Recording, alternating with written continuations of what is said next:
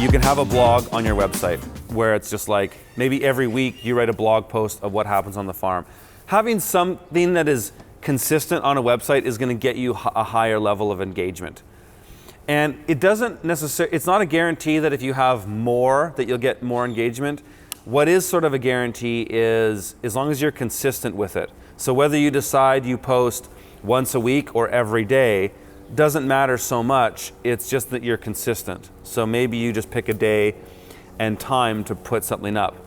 Now, I'll talk about a platform called Hootsuite. I'll go to the slide in a little bit, but what it can do is it can sync all these things. So you can write a blog post on your website, and then it'll automatically post that link on Facebook, and it'll automatically share that link on Twitter, and even the other types of social media as well. So there's ways you can streamline these things so you're not having to go and do multiple things. And that's what I do.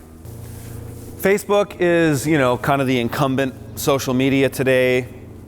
You've got a personal profile and you also have pages. You don't have to have a personal profile to use Facebook pages. Having a personal profile and having a lot of friends certainly helps with getting the word out. It helps only to a certain point. Like I'm maxed out on Facebook. I can't add any more friends. It maxes you out at 5,000, but people can still follow you.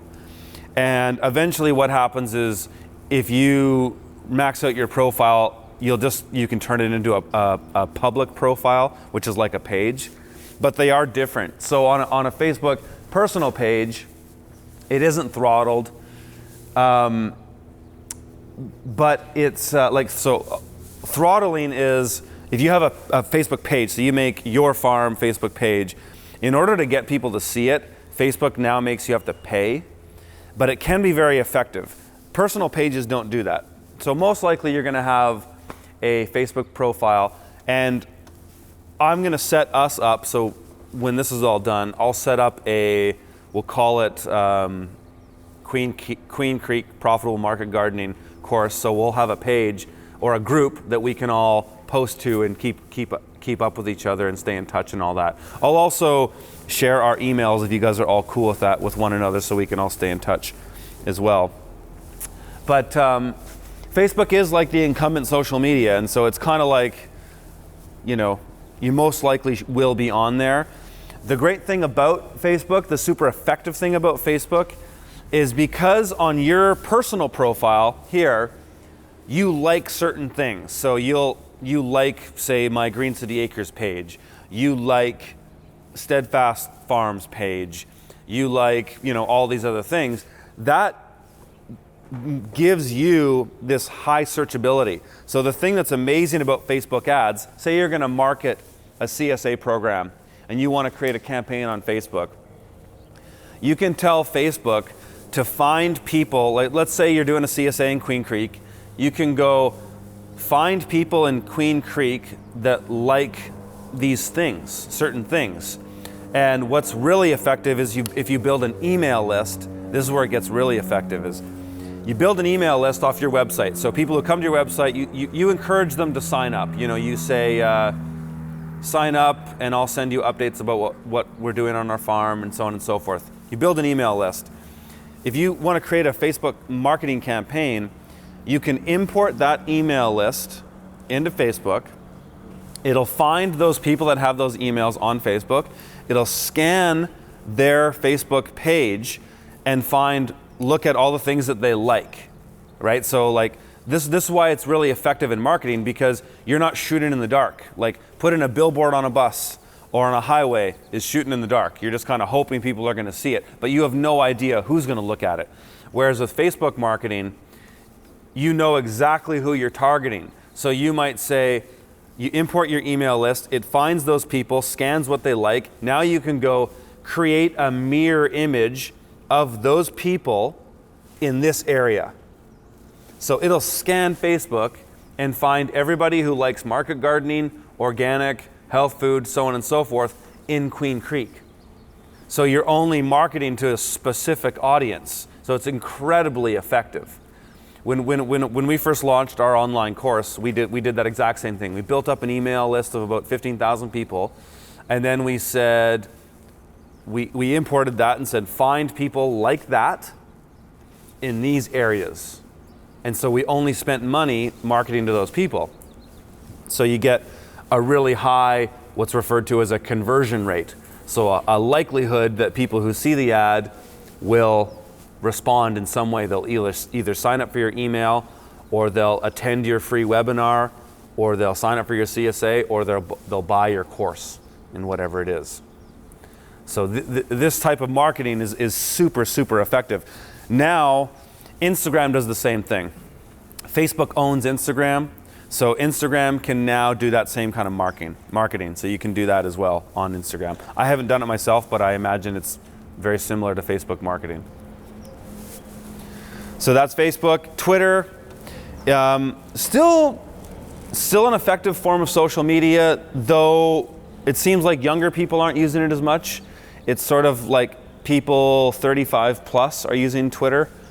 But Twitter is effective because it doesn't throttle your audience. You can build a massive Twitter audience, and you don't have to pay any more to have that audience like you do on Facebook. So Twitter is still very effective. I like Instagram. I'm going to share with you guys in our little Dropbox link, I'll share at the end of the course, all my favorite farmers to follow on Instagram. I find it really, it's the only reason I look at Instagram is to follow farmers and see what they're doing. So it's a great way to share information, though it's not necessarily for a farm. I mean, I guess it's marketing. Hey Eric, your Instagram gets you all kinds of stuff. Restaurants find you on Instagram.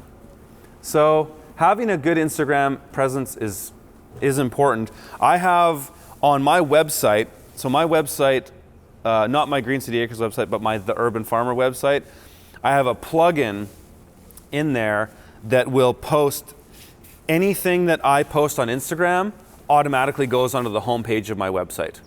Same with my YouTube. Anytime I publish a new YouTube video, it appears on the homepage of my website. So there's all these apps that can sync all these things together. And it's a way of leveraging your work so that you don't have to post in one place and then go and do the same post in another place. You can link them all together. And the sky's the limits. The plugins I use don't cost much, but if you want to pay more, you can find apps that do more things. You know, there's software now that you can make. I could make a YouTube video and then it'll put that everywhere. It can get as complicated as you can imagine. The technology is getting better so quickly. Here, I'll just jump ahead and explain this software. This is a program called Hootsuite. It's a Canadian company, but they're all over the U.S. They actually run the whitehouse.org website. And what it does is it allows you to post to multiple places at once. So if you have a Hootsuite account, for free, you can link 3 accounts. So you post to Hootsuite, it'll post to Facebook, it can post to Instagram, it can post on your website. It'll go for 3 places for free. So YouTube, I mean, not really much to say about that. That's probably how most of you guys know me. Is it crucial for farms? Certainly not. But it depends what you want to do. If you want to be a content creator, I think YouTube's the best platform there is because YouTube pays you. Facebook is starting to do that, but not really. Having a YouTube presence isn't a bad thing. Like a lot of companies, like big companies, will have a YouTube channel just to have it, and then they'll post videos every now and then. In their cases, it's not about generating views or generating traffic and subscribers. It's more just about directing people to useful videos. And then you can embed those videos in your website. So YouTube is just a platform to host videos. Vimeo is also another one that works too. But YouTube is generally the easiest to use. It's the most user-friendly. And it converts well through Google because Google is, unfortunately, the incumbent search engine of the world. So that's mostly the reason why most people will use YouTube as a platform to share videos, just because Google favors it because Google owns it, so it searches better. But it's certainly not something you need to do. You know, if I had to choose one, it would be, well, if I had to choose one platform, that would be you must have a website, for sure. And one social media, it would probably be Instagram for farms. I think that's probably the most useful. Chances are, if you have an Instagram profile, you probably have a Facebook profile too. So it's not hard to set up a Facebook page. And it's easy to make Instagram automatically just post to Facebook. It's just a matter of linking it in the accounts, and every time you post, you just click post to Facebook and post to something like Twitter. So it'll do 2 or 3 things at once. So understand your context. These are just sort of in summary of this. Understand what context you are. Like, what's your market? Who's your market? Are you just selling locally? Who do you need to market to? Just use whatever works. It might be a combination of these things. It might be one. It might be all of them. Identify your audience. And so this is just basic marketing. Look at your audience and find ways to offer value to them. So if you look at any online marketing person, every step of engagement they have with you, they have an offer. So if they want you to give, if I want to get your email from you, I'm going to have an offer or a reason to do that. So that's either in the wording, or it might actually be a free thing. All the big marketing internet gurus, they always have these stages. So they have what they'll call a freemium. So it's basically, it's a trick, it's a marketing trick in order to get your email. So it may be like, you're marketing some, like, you know, program on how to internet market. You know, that's a lot of these guys are making millions of dollars on selling, they're marketing to you on how to internet market. They'll say, sign up for my free PDF on how to do this, and then that's how they get your email. Then they'll have another stage that'll be like, okay, for $10 you get this thing. And so this is called a funnel. It's called a sales funnel. For $10 you get this thing.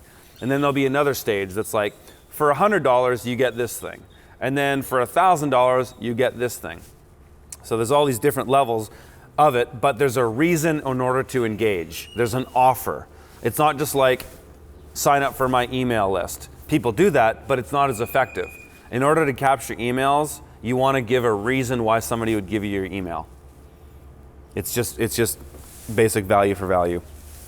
So as far as posting, it's good to be somewhat consistent. Doesn't have to be every day, doesn't have to be every week. It's just good to have some kind of consistency, because then people expect it, and then they're more likely to tune in and know when that something's going to be there, a blog post or a video or whatever. And then having some sort of call to action. So on a website, you know, on the bottom of it, you might say, hey, sign up for our CSA, or hey, join us at the farmers market every 9 a.m. on Saturdays, or something like that. You've got to have some kind of call to action that motivates people to do something on your website, and you got to have a reason for that call to action.